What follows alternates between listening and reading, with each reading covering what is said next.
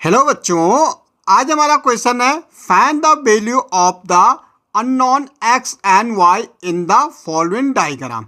हमें unknown x की value और वाई की वैल्यू फाइंड आउट करनी। भाई हमारे पास देखो ये ट्रायंगल है, देखो ये एक ट्रायंगल है पूरा, ये आगे तक बढ़ रखा, ये हमारा ये है, ठीक है। हमें एक्स एंड वाई निकालने। अब आपको पता होना चाहिए जब भी हमारे पास एक सीधी लाइन होती है तो ये कितनी की होती है, 180 डिग्री की होती है। भाई एक सीधी लाइन हमेशा 180 डिग्री। अगर मैं इसके एक लाइन खींचूँ ये, अब ये लाइन कितने टू एंगल्स में क्या हो गई, डिवाइड हो गई। एक एंगल इधर बन रहा है, एक इधर। इन दोनों एंगल को हम कहते हैं लीनियर पेयर। इनको हम क्या कहते हैं, ये लीनियर पेयर है।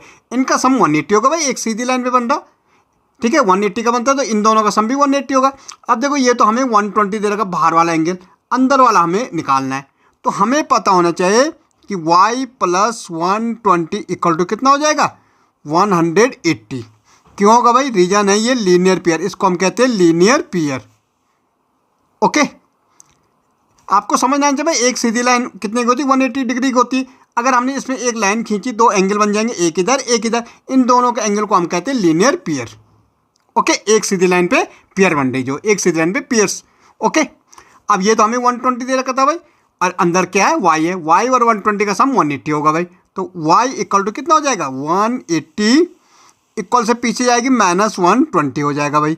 तो y इक्वल टू हमारा आ जाएगा 60। अब ये समझ आ गया भाई हमें, y ये अंदर आ गया 60, ये एंगल हमारा 60 हो गए। अब देखो ये तो एक ट्रायंगल बन रहा है भाई पूरा पूरा, और ट्रायंगल में कितने एंगल होते हैं, 3 एंगल्स होते हैं। एक एंगल ये है, दूसरा ये है, और तीसरा ये है। ओके, ये y अंदर है तो y तो हम निकाल चुके हैं। तो एक ट्रायंगल के तीनों एंगलों का जो सम होता है वो होता है 180। कितना होता है, 180। तो हम कह सकते हैं कि angle x plus angle 50 plus angle y equal to कितना हो जाएगा, 180। भाई क्यों होगा, sum of angles of triangle is 180। एक ट्रायंगल के जो तीनों एंगलों का सम होता है वो कितना होता है, 180 होता है। भाई y हम निकाल चुके 60, ये निकाल चुके, और x। अब सबसे पहले आप समझो, अगर आप इसको देंगे, एक ट्रायंगल क्या हमारा, अगर इसको नेमिंग करेंगे ए बी सी तो हम इस पर लिख सकते थे in triangle A B C, अगर नेम होता, ठीक है। तो हमने ये लिखा। भाई एंगल x तो हमें निकालना, x की वैल्यू ये हमारा 50 है। एंगल y हमने निकाल रखा 60 इक्वल टू कितना है, 180। भाई इनको सम कर दो, कितना हो जाएगा, 110 हो जाएगा। 50 और 60 110 इक्वल टू 180। भाई पीछे जाएगा तो x की वैल्यू निकल जाएगी। Okay, minus 110। तो x इक्वल टू हमारे कितना निकल गया भाई, देखो 70 आ गया। इसका मतलब ये x की वैल्यू हमारी कितनी आ गई, 70 आ गई। ओके, अब दूसरा देखो भाई, ये हमारी फिगर है, हमें y और x की, ये तो ट्रायंगल के अंदर है, x भी और y भी, तो ये ट्रायंगल। लेकिन हम ट्रायंगल का तीसरा एंगल तभी निकाल सकते हैं हमें दो एंगल पता हो। तो हमें तो दो तो पता ही नहीं है भाई, तो हमें बाहर वाला एंगल पता है। अब यहाँ देखो, ये हमारे इंटरसेक्ट कर दी यहाँ पे, तो ये एंगल इसके वर्टिकली अपोजिट, वर्टेक्स मतलब यहाँ पे दो लाइन मिलती है, यहाँ पे ये, तो ये वर्टेक्स हो रही है, और ये तो वर्टेक्स, तो इसका अपोजिट ये हो जाता है भाई, इस एंगल का अपोजिट ये हो जाएगा। तो हम इसको कह सकते हैं, बी वाला पार्ट कर रहे, y इक्वल टू 80 हो जाएगा भाई। भाई हम कह रहे जितना ये है उतना ये हो जाएगा, ये दोनों इक्वल हो जाएंगे। कैसे, ये इसको हम, ये है हमारा vertically opposite angle, sorry vertically opposite angle, opposite angle. Okay, इसको हम कहते हैं वर्टिकली, मतलब इसका अपोजिट ये हो जाएंगे, ये दोनों इक्वल हो जाएंगे। वर्टिकली का मतलब जैसे एक लाइन आ रही और यहाँ पे दूसरी लाइन है, ये यहाँ पे दो लाइन मिलती है, इसको हम वर्टिकल्स कहते हैं, ठीक है, वर्टेक्स बन रहा। इसको हमने आगे बढ़ाया, इसको भी आगे बढ़ाया। अब भाई जितना एंगल ये होगा उतना ही ये हो जाएगा, ठीक है। अगर ये 50 है तो ये भी हमारा 50 हो जाएगा, लेकिन वर्टिकली अपोजिट में हो।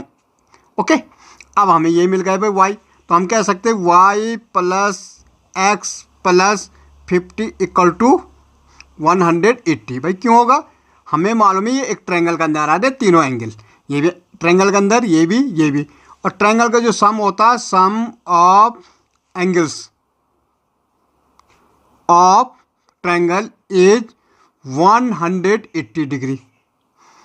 भाई y तो हमें पता है कितना है, 80 है, x हमें निकालना है, और ये तो हमें 50 दे रखा, इक्वल टू 180।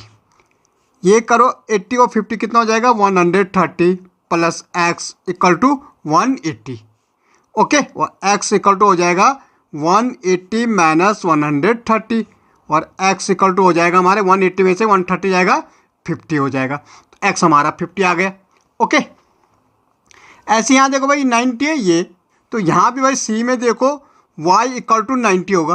क्यों होगा भाई? अभी हमने ऊपर दिया था रीजन वर्टिकली अपोजिट एंगल, भाई वर्टिकली अपोजिट एंगल है। ओके, अब हमें y मिल गए भाई, यहाँ x है और ये भी x है। अब ये तीनों एंगल किस में आ रहे भाई? ट्रायंगल के अंदर आ रहे। तो देखो भाई x प्लस और y हमारे क्या आ गए 90, क्योंकि ये आपस में वर्टिकली अपोजिट है भाई। तो ये हमारा 90 आ गया इक्वल टू 180 डिग्री। 2x ये पीछे जाएगा 180 माइनस 90, भाई ये पीछे जाके माइनस हो गए। 2x इक्वल टू कितना आ गया 90 आ गया माइनस करके, और x की वैल्यू निकालनी है तो 90/2 काट दो, कितना आ रहा 45। तो भाई ये भी 45 आ जाएगा और ये भी हमारा 45 आ जाएगा, क्योंकि x है तो हमारे दोनों 45 आ गए। ओके, इसमें देखो भाई बाहर के एंगल दे रखे, यहाँ पे देखो ये लाइन ये बाहर से है, ये भी बाहर का, ये भी बाहर है, और बाहर तीनों एंगलों का सम भी हमारा 180 होता है। तो हम कह सकते हैं x plus x equal to 180।